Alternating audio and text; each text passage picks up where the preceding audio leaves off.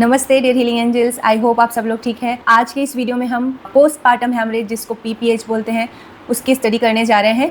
और एक स्टूडेंट ने रिक्वेस्ट किया था, सो मैंने पीपीएच का वीडियो पहले ही बना दिया। अभी पीपीएच है क्या, पीपीएच का मैनेजमेंट कैसे करते हैं, और ये एग्ज़ाम के पॉइंट ऑफ व्यू से बहुत ही इंपॉर्टेंट टॉपिक है आपका, क्योंकि पीपीएच का मैनेज मैक्सिमम टाइम पे एग्ज़ाम में पूछा जाता है और बहुत ही इंपॉर्टेंट है। और इसलिए भी क्योंकि इसका इंसिडेंस रेट बहुत हाई है।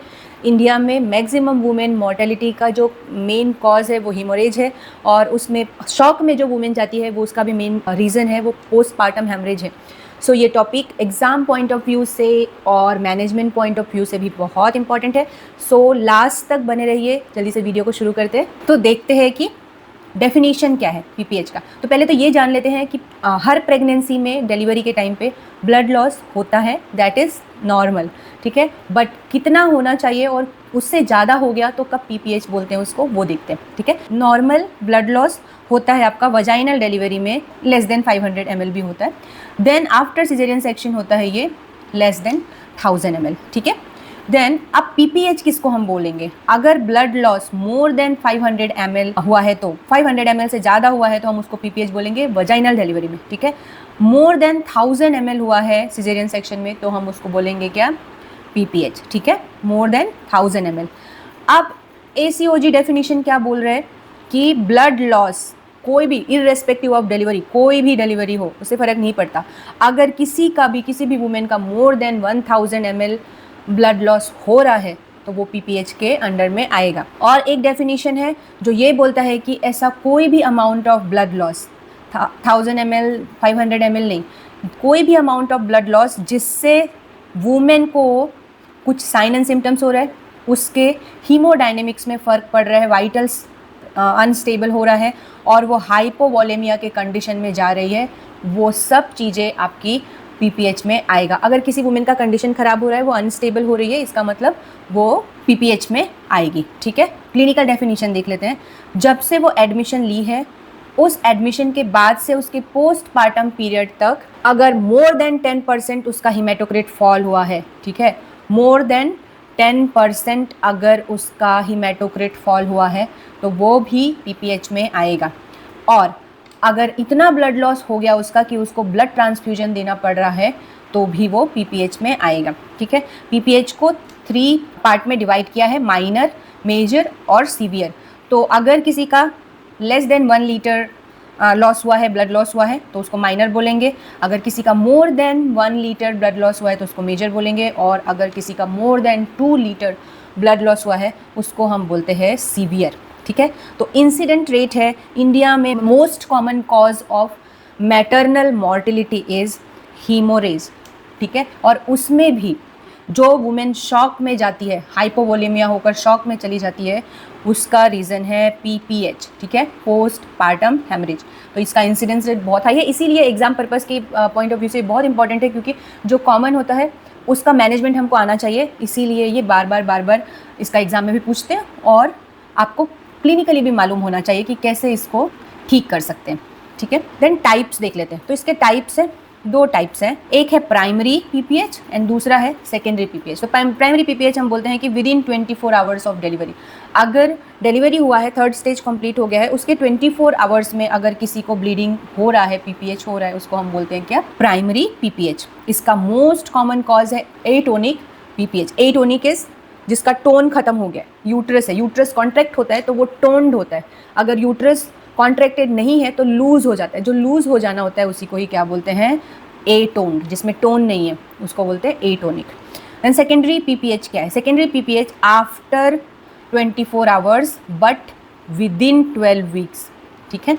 मतलब 24 आवर के बाद बट 12 वीक से पहले, मतलब डिलीवरी के पोस्ट डिलीवरी 12 वीक से पहले, ठीक है, उसको हम क्या बोलते हैं, सेकेंडरी पीपीएच बोलते हैं। इसका मेन रीज़न है, मेन कॉज है, वो है रिटेन्ड प्लेसेंटा, ठीक है। अगर प्लेसेंटा का पार्ट कुछ यूट्रस में बच जाता है उसकी वजह से भी ब्लीडिंग हो सकता है, ये उसका मेन कॉज है सेकेंडरी पीपीएच का, ओके। देन देख लेते हैं कॉजेज़ क्या है। तो उसमें 4 T है, 4 T's है। वो कौन कौन से है, एटोनिक मीन्स टोन डिक्रीज हो गया, ठीक है, ट्रॉमेटिक, ठीक है, देन रिटेन टिश्यू, यहाँ पे टिश्यू से लेना, T for tissue, T for tone, A tone, ठीक है, then traumatic, then next T है थ्रोम्बिन, ठीक है, मतलब ब्लड कोएगुलोपैथी, ब्लीडिंग डिसऑर्डर है किसी किसी को, क्लॉट नहीं हो पाता है किसी किसी का ब्लड, है ना, तो वो है आपका ब्लड कोएगुलोपैथी, ठीक है। तो ये 80% टाइम पे पीपीएच होता है वो एटोनिक यूट्रस की वजह से ही होता है। तो उसको हम देख लेते हैं कौन कौन सा ऐसा रीज़न है जिसकी वजह से यूट्रस एटोन हो जाता है। तो ये है ग्रैंड मल्टीपैरा, जिसके बहुत सारे बच्चे हो चुके हैं।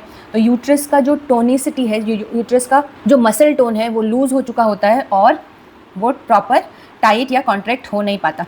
Over distension of uterus, twin pregnancy हो गया, पॉलीहाइड्रेमियोस हो गया जिसमें एमनियोटिक फ्लूइड का लेवल बहुत ज़्यादा हो जाता है, वॉल्यूम बहुत ज़्यादा हो जाता है। ऐसे कंडीशन में क्या होता है कि यूट्रस बहुत ज़्यादा एक्सपैंड हो चुका होता है और उसको टोन होने में, वापस से रीसाइज होने में टाइम लग जाता है।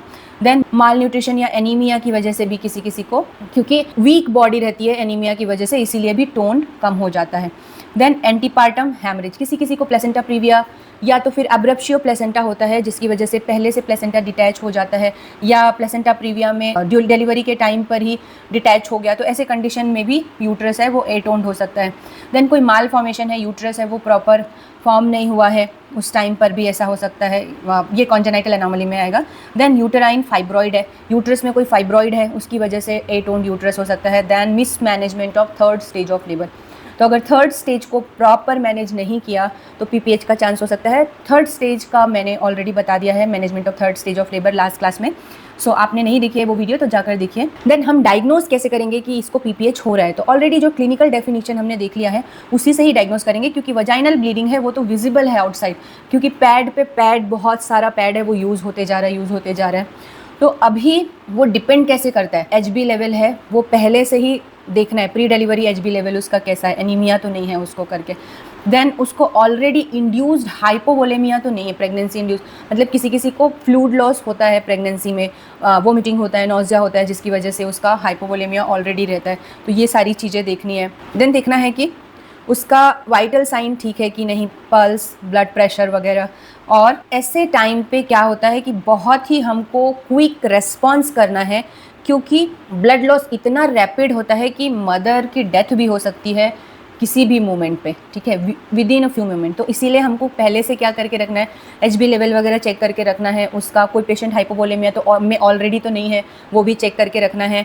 और उसका ब्लड प्रेशर, बीपी वगैरह स्टेबल है कि नहीं, ये सारी चीज़ें हमको चेक करके रखनी है, क्योंकि पीपीएच में ब्लीडिंग इतना रैपिड होता है कि अगर हमने पहले से कुछ प्रिपरेशन नहीं किया तो मदर की डेथ हो जाएगी किसी भी मोमेंट में, ठीक है। देन देख लेते हैं कि प्रिवेंट कैसे कर सकते हैं। हालांकि ये प्रिवेंटेबल नहीं है अगर किसी को पीपीएच हो गया तो, बट पहले से प्रेगनेंसी के टाइम से हम कैसे अवॉइड कर सकते हैं पीपीएच को, ठीक है। तो पहले तो हम लोग उसका गुड हेल्थ स्टेटस रखेंगे, उसमें हीमोग्लोबिन का लेवल मेंटेन करके रखेंगे, मोर देन 10 ग्राम पर डीएल होना ही चाहिए।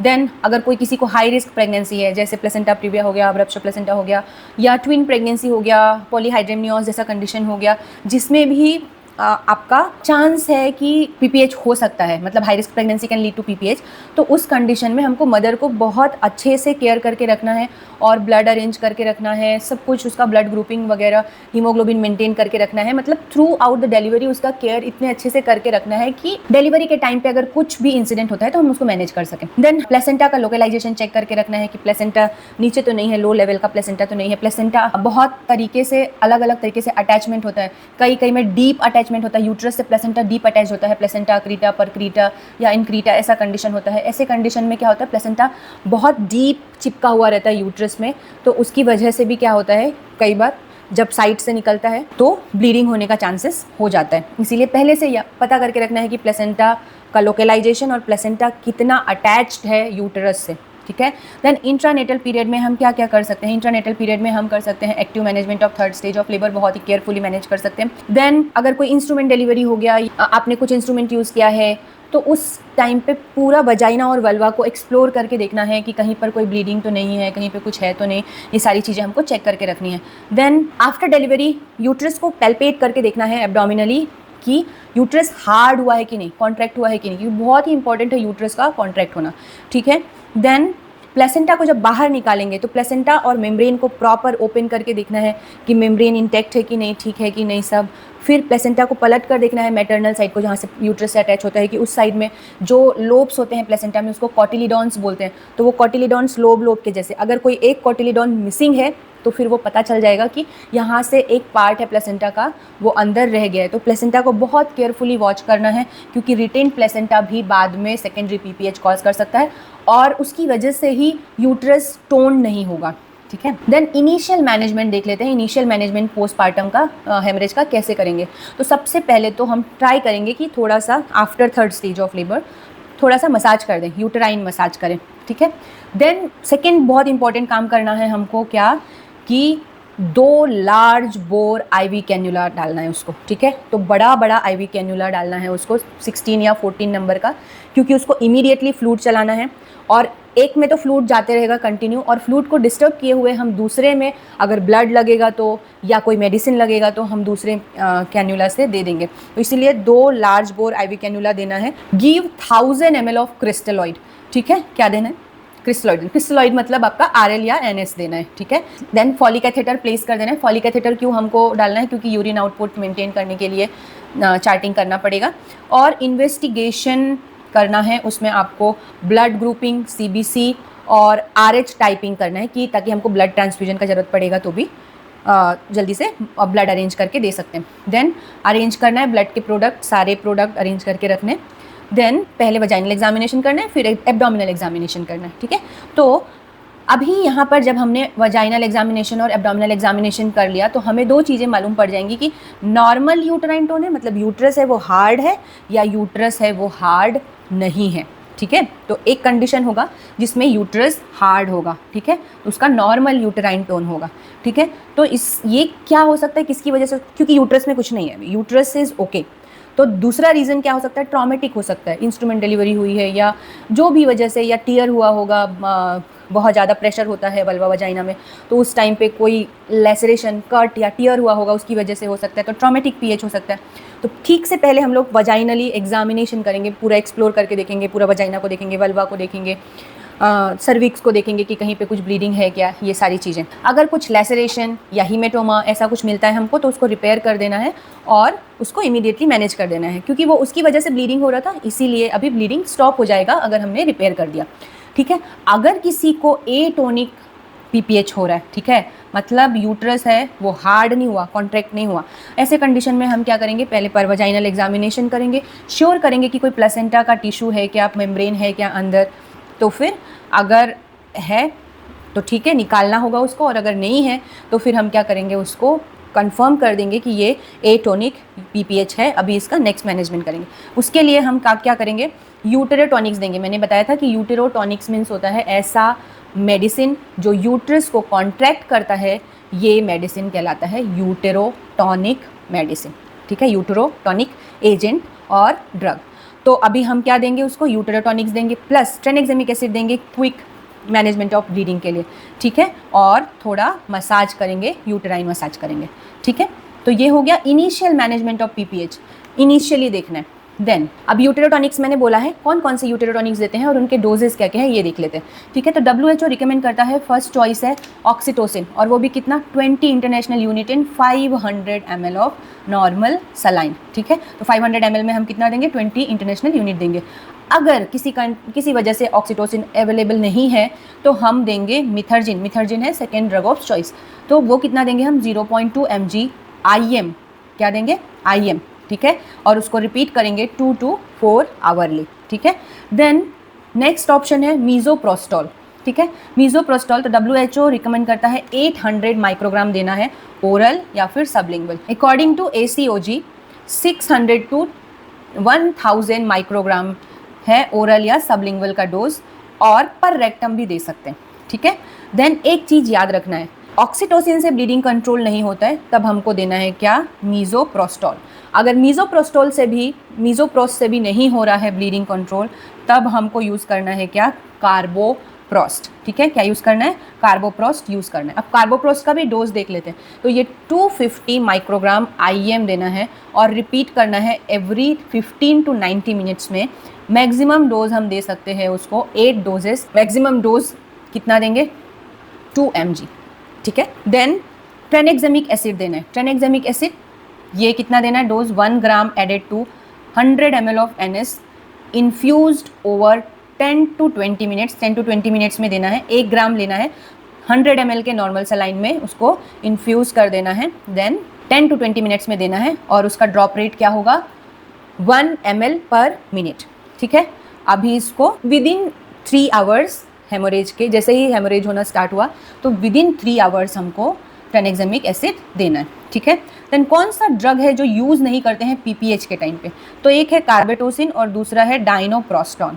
ठीक है, कार्बेटोसिन और डाइनोप्रोस्टॉन है, ये प्रिवेंशन ऑफ पीपीएच के लिए देते हैं, कंट्रोल करने के लिए नहीं देते। इसको मैनेजमेंट में ये काम नहीं करता है। अगर पहले देना है तो इससे प्रिवेंशन हो सकता है, बट मैनेजमेंट के लिए यूज़ नहीं करते हैं।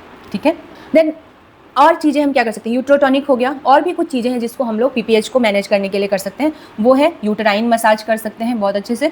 देन मैकेनिकल कॉम्प्रेशन कर सकते हैं। अब मैकेनिकल कॉम्प्रेशन के बहुत सारे मेथड्स हैं। तो एक है टेम्पररी मेथड, उसमें बाई मैनुअल, में सबका इमेज दिखाऊंगी। बाई मैनुअल कॉम्प्रेशन, तो बाई मैनुअल कॉम्प्रेशन मतलब क्या है, किसी तरह से यूट्रस को ऐसा कॉम्प्रेस कर दो या ब्लीडर्स को कॉम्प्रेस कर दो। जब आपको ब्लीडिंग होती है, कहीं से भी कट जाता है, तो आप क्या करते हैं, इमीडिएटली प्रेस कर देते हैं, यही कॉम्प्रेशन है। ठीक है, तो उस जगह जहाँ से ब्लीडिंग हो रहा है उस जगह को प्रेस कर देना इस कॉल्ड कॉम्प्रेशन, मैकेनिकल कॉम्प्रेशन। तो उसमें बाई मैनुअल कॉम्प्रेशन है। तो इसमें क्या करते हैं, एक हाथ को वजाइना में डालकर दूसरे हाथ को एब्डोमेन में रखकर यूट्रस को पूरा प्रेस करते हैं ताकि ब्लीडिंग ना हो करके। ठीक है, दूसरा है परमानेंट मेथड, वो है आपका बाकरी बलून मेथड। ठीक है, बाकरी बलून कैथेटर। ठीक है, ये भी मैं दिखाऊंगी बाकरी बलून कैथेटर। इसमें यूट्रस के अंदर एक कैथेटर डालते हैं और उसको इन्फ्लेट कर देते हैं, जिससे यूट्राइन कैविटी है वो पूरी ब्लॉक हो जाती है, कंप्रेस हो जाती है। और इसकी कैपेसिटी होती है 500 ml। ठीक है, और अगर बाकरी बलून की वजह से ब्लीडिंग स्टॉप हो गया तो हम उसको रिमूव कर देते हैं 12 आवर्स के बाद में। अगर बाकरी बलून ने अपना काम कर दिया तो हम उसको 12 आवर के बाद में रिमूव कर देते हैं। एक और कैथेटर है कॉन्डोम कैथेटर। अगर बाकरी बलून अवेलेबल नहीं होता है तो फॉली कैथेटर और कॉन्डोम की हेल्प से भी हम यूट्राइन कॉम्प्रेशन दे सकते हैं, मैकेनिकल कॉम्प्रेशन दे सकते हैं। अभी देख लेते हैं कि मैंने अभी जो ऊपर बताया है मैकेनिकल कॉम्प्रेशन वो क्या क्या है। तो बाई मैनुअल कॉम्प्रेशन बोला, तो यहाँ से देखिए ये वजाइना से एक हाथ इंसर्ट किया हुआ है और दूसरे हाथ उसने रखा हुआ है कहाँ पे, एब्डोमेन में। तो यहाँ से वजाइना से कंप्रेस कर रही है, ऊपर से वो एब्डोमेन से कंप्रेस कर रही है। तो दो बाई मैनुअल, दोनों तरफ से जो कंप्रेस कर रहे हैं यूट्रस को, वो बाई मैनुअल कंप्रेशन है। ठीक है, दूसरा है टाइट इंट्रा यूट्राइन पैकेजिंग। तो इसमें क्या करते हैं कि यूट्रस में ये गॉज है, ये जो वाइट कलर का दिखाई दे रहा है ये गॉज है, ये गॉज को इंसर्ट कर देते हैं। ठीक है, तो ये गॉज पीस को पूरा इंसर्ट कर देते हैं टाइटली, मतलब एकदम टाइट। तो जितना भी यूट्रस का कैविटी है वो पूरा गॉज से भर देते हैं। ठीक है, तो इसको बोलते हैं टाइट इंट्रा यूट्राइन पैकिंग और पैकेजिंग। देन ये है आपका बाकरी बलून कैथेटर। तो बाकरी बलून कैथेटर दिखता ऐसा है। ठीक है, तो ये कैथेटर होता है, यहाँ से हम उसको सलाइन फिल करते जाते हैं या एयर फिल करते हैं, और ये 500 ml मैक्सिमम तक का। तो ये पूरा यूट्रस की कैविटी है वो आपका बाकरी बलून से फिल हो जाता है, और जो ब्लीडर्स रहते हैं वो कंप्रेस हो जाते हैं, तो फिर ब्लीडिंग नहीं होता है। ठीक है, तो ये एक कंप्रेशन मेथड है। फिर ये कॉन्डोम है। अगर आप बाकरी बलून, ये बाकरी बलून है, अगर ये अवेलेबल नहीं है किसी कारण से, तो ये आप कॉन्डोम कैथेटर यूज़ करते हैं। कॉन्डोम लेते हैं, उसको फॉली कैथेटर के यहाँ पे टिप पे लगा देते हैं और उसको इन्फ्लेट कर देते हैं। ठीक है, उसमें सलाइन भर देते हैं या फिर स्टेराइल वाटर फिल कर देते हैं, तो फिर उससे भी कंप्रेशन होता है। बाकरी बलून जैसा ही काम करता है और यूट्राइन कैविटी को कंप्रेस कर देता है, जिससे ब्लीडिंग रुक जाता है। देन नेक्स्ट मेथड है, अगर इससे भी नहीं होता है तो क्या करते हैं, आप ये देखिए कि बी लिंक कॉम्प्रेशन सूचर देते हैं। तो ये ऐसा यूट्रस को पूरा दोनों तरफ से, पीछे से और आगे से पूरा टाई कर देते हैं और ऐसा भी टाई कर देते हैं।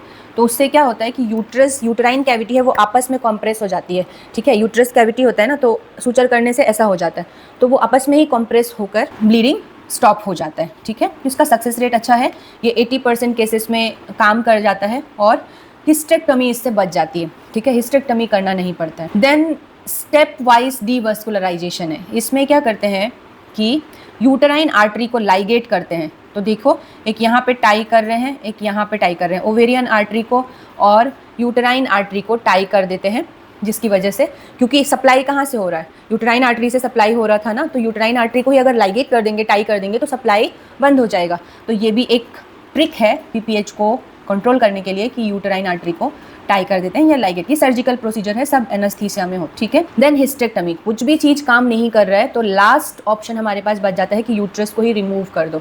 तो रिमूवल ऑफ यूट्रस कहलाता है आपका हिस्टेरेक्टमी, तो उसमें 2 तरह से कर सकते हैं, या तो टोटल हिस्टेरेक्टमी कर सकते हैं जिसमें सर्विक्स को और यूट्रस को पूरा रिमूव कर सकते हैं, या तो फिर सब टोटल हिस्टेरेक्टमी करेंगे, उसमें आपका सर्विक्स को छोड़ देंगे और यूट्रस को ही खाली रिमूव कर देंगे। ठीक है, तो ये लास्ट ऑप्शन होता है जिस किसी भी कंडीशन में हम नहीं चाहते हैं कि सीधा यूट्रस को बाहर निकाल दे करके, क्योंकि अगर वो प्राइमी ग्रेविडा है तो उसको मे बी नेक्स्ट बेबी भी चाहिए, तो हम कोशिश करते हैं कि हिस्टेरेक्टमी ना करें। बट एकदम कंडीशन ख़राब है और किसी भी चीज़ से नहीं रुक पा रहा है, तो लाइफ सेविंग प्रोसीजर के लिए हमको हिस्टेरेक्टमी करना पड़ता है, क्योंकि उसकी जान बच जाए। बेटर है एक ऑर्गन निकल जाएगा बट उसकी जान बच जाएगी। ठीक है, तो ये जान बचाने वाला प्रोसीजर होता है, हिस्टेरेक्टमी एंड प्रोसीजर होता है। अब एल्गोरिदम क्या है, हम कैसे स्टार्ट करेंगे मैनेजमेंट और कहाँ तक जाएंगे। ठीक है, तो फर्स्ट तो अगर पेशेंट हाइपोवोलेमिया में है या शॉक में है तो उसको रिससिटेट करेंगे, उसको रिससिटेट करके नॉर्मल लेकर आएंगे, स्टेबल करेंगे। देन एटोनिक पीएच है करके कंफर्म करेंगे। देन क्या करेंगे, यूट्रस को मसाज करेंगे, ट्राइनेक्सेमिक एसिड देंगे और यूटेरोटॉनिक ड्रग देंगे, जिसका डोज मैं ऑलरेडी डिस्कस कर चुकी हूँ। ठीक है, इसके बाद भी अगर ब्लीडिंग कंट्रोल नहीं होता है, तुमने यूटेरोटॉनिक दे दिया, ट्राइनेक्सेमिक एसिड दे दिया, यूट्रस मसाज कर लिया, फिर भी अगर ब्लीडिंग कंट्रोल नहीं हुआ, तब हम उसको क्या करेंगे, मैकेनिकल कॉम्प्रेशन देंगे। मैकेनिकल कॉम्प्रेशन में मैंने बता दिया यूट्राइन पैकिंग कर सकते हैं, बाई मैनुअल कॉम्प्रेशन कर सकते हैं, देन बाकरी बलून या कॉन्डोम मेथड यूज़ कर सकते हैं। ठीक है, अब ये भी फेल हो गया, मतलब आपने बाकरी बलून यूज़ किया, पैकिंग यूज़ किया, बाई मैनुअल कॉम्प्रेशन यूज़ किया, फिर भी अगर नहीं कंट्रोल हो रहा है तो हम क्या करेंगे, बी लिंक सूचर देंगे। बी लिंक सूचर जो यूट्रस के सराउंडिंग में स्क्वायर करके यूट्रस को कंप्रेस करने के लिए जो देते हैं, वो है जो मैंने ऑलरेडी दिखा दिया है। तो अगर मैकेनिकल कॉम्प्रेशन फेल होता है तो बी लिंक सूचर देंगे। अगर बी लिंक सूचर भी काम नहीं कर रहा है आपका, तब हम करेंगे क्या, आर्टरी, यूटेराइन आर्टरी को लाइगेट करेंगे। वो भी मैंने आपको पहले दिखा दिया, यूटेराइन आर्टरी कैसे लाइगेट करते हैं। पेशेंट का वाइटल अगर स्टेबल है तो आर्टरी को लाइगेट कर देंगे और उससे ब्लीडिंग स्टॉप हो सकता है। अगर आर्टरी को लाइगेट किया और ब्लीडिंग स्टॉप नहीं हुआ तो हम उसको हिस्टेरेक्टमी के लिए शिफ्ट कर देंगे। अगर पेशेंट का वाइटल स्टेबल नहीं है, ये सब कर रहे हैं, ब्लीडिंग सूचर दे रहे हैं, बाई मैनुअल कॉम्प्रेशन कर रहे हैं, उससे ब्लीडिंग रुक भी नहीं रहा है, ऊपर से पेशेंट का वाइटल भी अनस्टेबल हो रहा है, तो ऐसे कंडीशन में हम लाइगेट नहीं करेंगे आर्टरी को, डायरेक्ट हम हिस्टेरेक्टमी पे जाएंगे, क्योंकि पेशेंट का कंडीशन है वो ख़राब हो रहा है, तो उसको अवॉइड करेंगे लाइगेशन वगैरह करने के लिए और सीधा हिस्टेरेक्टमी में चले जाएंगे। ठीक है, तो आपको बहुत इंपॉर्टेंट है, management is very very important. जो मैंने इनिशियल मैनेजमेंट बताया है वो भी बहुत इंपॉर्टेंट है कि लार्ज बोर आईवी कैन्युला लगाना है, ब्लड ग्रुपिंग के लिए अरेंज करना है, पेशेंट को रिससिटेट करना है, फॉलिक कैथेटर लगाना है, ये सारा चीज़ तो मैनेज करके रखना है, पहले से ही उसका ब्लड अरेंज करके रखना है, यूटेरोटॉनिक देना है, ये उसका इनिशियल मैनेजमेंट है। अब कंफर्म हो चुका है कि कोई पेशेंट है उसको एटोनिक यूट्रस है, तो एटोनिक यूट्रस के लिए हमको क्या करना है, फर्स्ट तो पेशेंट को रिससिटेट करना है, स्टेबलाइज करना है, उसके बाद में एटोनिक यूट्रस है करके कंफर्म हो गया तो उसको यूटेराइन मसाज देंगे, यूटेरोटॉनिक ड्रग देंगे एंड ट्राइनेक्सेमिक एसिड देंगे। ठीक है, अब ये सब भी दिया है, वेट करेंगे। अगर इन सब के बाद में भी ब्लीडिंग स्टॉप नहीं होता है तो मैकेनिकल कॉम्प्रेशन देंगे। मैकेनिकल कॉम्प्रेशन में ऑलरेडी मैं बता चुकी हूँ कि उसमें बाई मैनुअल कॉम्प्रेशन दे सकते हैं, यूटेराइन पैकेजिंग दे सकते हैं और बाकरी बलून मेथड यूज़ कर सकते हैं। ठीक है, अगर ये भी फेल हो गया, ठीक है, ब्लीड अभी भी हो रहा है, ब्लीडिंग कंट्रोल नहीं हो रहा है, तो हम उसको देंगे बी लिंक सूचर, मतलब यूट्रस को ही टाई कर देंगे, टाइटली कंप्रेस करके सूचर देंगे। और अगर इससे भी ठीक नहीं हुआ तो या तो फिर डिवस्कुलराइज करेंगे, मतलब लाइगेट कर देंगे आर्टरी को, सीधा यूट्रस को जो ब्लड सप्लाई हो रहा है उसी को ही टाई कर देंगे। अगर पेशेंट का वाइटल स्टेबल है तब ये प्रोसीजर करेंगे। अगर पेशेंट का वाइटल स्टेबल नहीं है और लाइगेट किया और फेल हो गया तो डायरेक्ट हम लोग हिस्टेरेक्टमी कर देंगे। So hysterectomy will be the last option and only option to save the life. ठीक है, जब हमारे पास कोई ऑप्शन नहीं है और ऐसा लग रहा है कि अगर हिस्टेरेक्टमी करेंगे तो इसकी लाइफ सेव हो जाएगी, तो आपको करना ही पड़ेगा। ठीक है, मेक श्योर कि पीपीएच ना हो, और पीपीएच अगर हो भी गया तो मैनेज कर लेना चाहिए, मैनेज करने की कोशिश करना चाहिए ईजिली। लास्ट ऑप्शन होता है आपका हिस्टेरेक्टमी करने का, क्योंकि बहुत यंग एज भी होता है और हिस्टेरेक्टमी कर देने से सेकेंड बेबी का ऑप्शन ख़त्म हो जाता है। ठीक है, सो आई थिंक आपको पीपीएच कम्प्लीटली समझ में आया होगा कि पीपीएच कितना ज़्यादा सीरियस कंडीशन होता है और कितना इम्पॉर्टेंट होता है इसका मैनेजमेंट। सो आप पूरा ये जो मैं नोट्स लिखी हूँ या मैनेजमेंट दिया हुआ है, ये सारी चीज़ें आप नोट डाउन कर लीजिए प्रॉपर, और एग्ज़ाम में पूछने से आप बताइए, ठीक से लिखिए, डोजेस ठीक से लिखिए, क्योंकि बहुत सारा लिखने का ज़रूरत नहीं है। अगर आप ऐसे रे डायग्राम में या फ्लो चार्ट में बनाते हैं तो आपको मार्क्स ज़्यादा अच्छे से मिलेगा। ये रहा ऑल अबाउट पीपीएच। मिलते हैं नेक्स्ट वीडियो में न्यू टॉपिक के साथ में, तब तक के लिए पढ़ते रहिए, मोटिवेटेड रहिए। Thank you so much.